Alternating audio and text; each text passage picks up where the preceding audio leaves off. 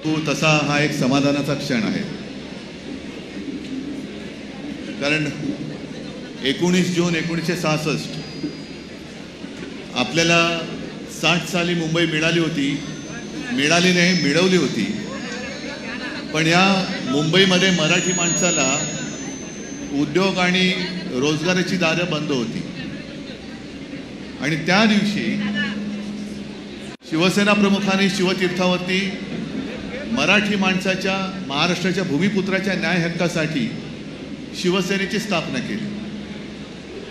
नोकऱ्या तर मिळाल्या पाहिजेतच, पण बाळासाहेबांची जी शिकवण आहे त्यांचं म्हणणं नुसतं नोकऱ्या घेणारे होऊ नका, नोकऱ्या देणारे व्हा।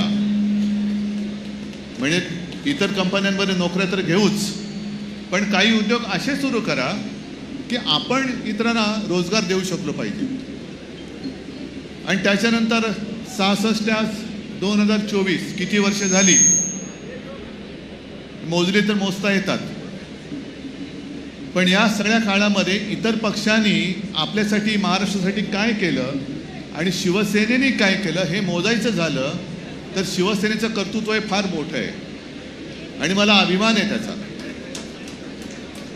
जे मी नेहमी सांगतो की हिंदुत्वामधला फरक, आजचं राजकारण जे चालले निवडणुका जिंकण्यासाठी दंगली भडकवण्याचं राजकारण चालले, हिंदू मुसलमान दंगल कर, समाजामध्ये तेढ वाढव, हे का करायचं की तुम्ही एकदा त्याच्यामध्ये व्यस्त झालात, दंगल कोणतरी भडकावून देतं, त्याच्यामध्ये मारले जातात सामान्य माणसं, पकडले जातात सामान्य माणसं, मग पूर्णपणे त्यांच्या मागे त्या पोलिसांचा ससेमिरा लागतो, कोर्टाच्या तारीख पे तारीख लागतात आणि त्या दंगलींचं भांडवल करून हे सत्ताधारी सत्ता मिळवतात। आज या एवढ्या सगळ्या वातावरणामध्ये नोकऱ्यांसाठी किंवा रोजगारासाठी सरकारच नव्हे तर शिवसेनेखेरीज दुसरा कोणता पक्ष काम करतोय हे जसं आज आम्ही लोकांसमोर येऊन सांगतोय तसं त्यांनी येऊन सांगावं।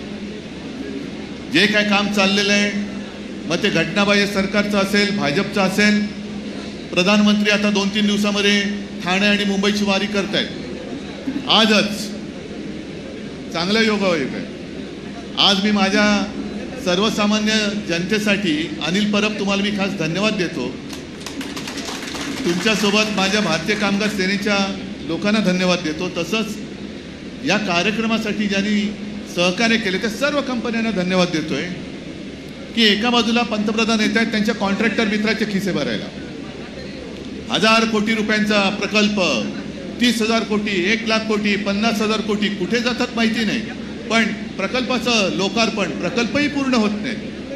मला वाटतं काल आदित्य तू प्रेस कॉन्फरन्स घेतली आणि त्याच्यामध्ये सांगितलं की ज्या ज्या गोष्टी पंतप्रधानांनी त्याचं लोकार्पण केलं होतं, मग मुंबईचे रस्ते असतील, रस्ते नाही पूर्ण झाले, शिवस्मारक मी स्वतः त्याला साक्षीदार आहे, जलपूजन केलं होतं नाही झालं, कॉन्ट्रॅक्ट निघतायत, रस्त्याची कामं निघतायत, कॉन्ट्रॅक्टरचे खिसे भरले जात आहेत, कॉन्ट्रॅक्टरच्या माध्यमातून यांच्या पदाधिकाऱ्यांचे खिसे भरले जात आहेत, पण सर्वसामान्य माणसाच्या घरातली चूल पेटत नाही।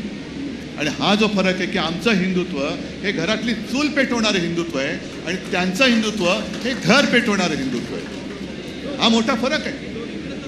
हा फरक लक्षात घेतल्यानंतर शिवसेना यांना का संपवायचं आहे ते तुम्हाला लक्षात येईल।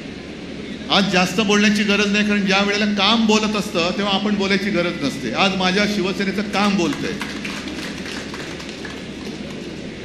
आणि ही जी आपली आता सुरुवात झालेली आहे, सुरुवात तशी खूप पूर्वीच झाली, जसं अरविंद सावंत, तुम्ही आता भारतीय कामगार सेनेचे किती पहिले दत्ताजी, मग रमाकांत मोरे, सूर्यकांत महाडिक, त्याच्यानंतर आता म्हणजे भारतीय कामगार सेना आहे, स्थानीय लोकाधिकार समिती आहे, हजारो लाखो युवकांना आणि युवतींना कंपन्यांमध्ये आणि ऑफिसेसमध्ये शिवसेनेमुळे रोजगार उपलब्ध झाला। आणि आज मी या रोजगार मेळाव्याच्या निमित्ताने एक सांगतो की मधल्या काळात काही जाहिराती आल्या होत्या, मराठी माणसांना इथे नो एंट्री, असा बोर्ड ज्या दारावर लागेल ते दार तोडून फोडून मराठी माणूस आत घुसल्याशिवाय राहणार नाही, त्याचं हे एक सुरुवात आहे। लावूनच दाखवा तुम्ही बोर्ड की इकडे मराठी माणसाला एंट्री नाही म्हणून। हे प्रत्येक राज्यामध्ये प्रत्येक भूमिपुत्राचा माना राखला गेलाच पाहिजे। नोकऱ्यांचा पत्ता नसताना नुसतं योजनांच्या घोषणांनी लोकांची पोटं नाही भरत, योजना अंमलात आल्या पाहिजे। आणि आजपर्यंत गेल्या 2.5 वर्षात गद्दारी करून आणि सरकार पाडल्यानंतर एक तरी मोठा प्रकल्प सुरू झाले का तुम्ही सांगा? कोणताच नाही. उलटा आपण जे काही प्रकल्प आणले होते अर्धेवाटेत होते, सामंजस्य करार झाले होते, पण यांनी गद्दारी केल्यानंतर जी अस्थिरता माजली त्या अस्थिरतेमुळे कोणी गुंतवणूकदार आज आपल्या राज्यात यायला तयार नाही. हे भीषण असलं तरी राज्याचं वास्तव आहे, हे वास्तव आहे. पण आता ठीक आहे, जेमतेम महिना 1.5 महिना राहिलेला आहे. मोदीजी आपण येत आहात, आपल्याला जेवढी फिती कापायची तेवढ्या फित्या कापा.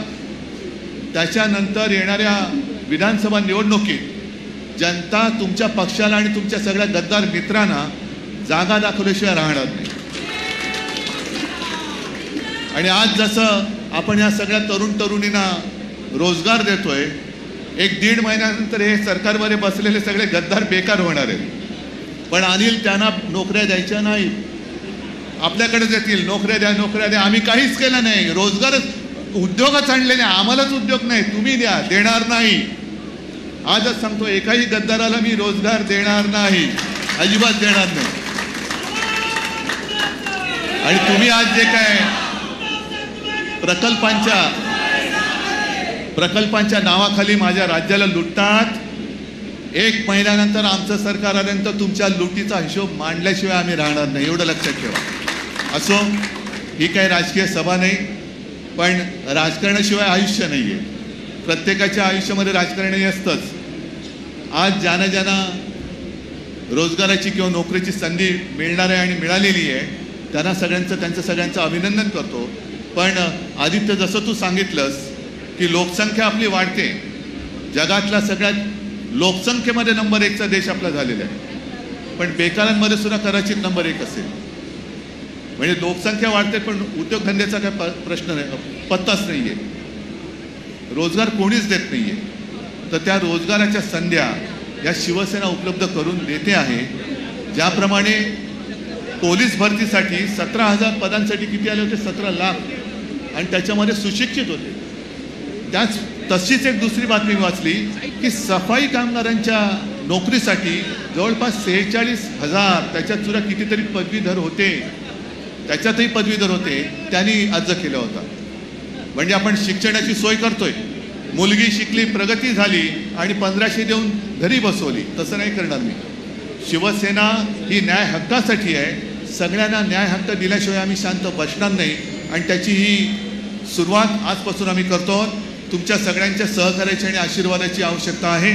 हे एक जे आम्ही वाण घेतलेलं आहे त्याच्यासाठी सगळ्यांचा आशीर्वाद पाहिजे आणि तो आशीर्वाद कायम राहील अशीच अपेक्षा व्यक्त करतो. पुन्हा एकदा सगळ्यांना धन्यवाद देतो. जय हिंद, जय महाराष्ट्र. धन्यवाद उद्धव साहेब.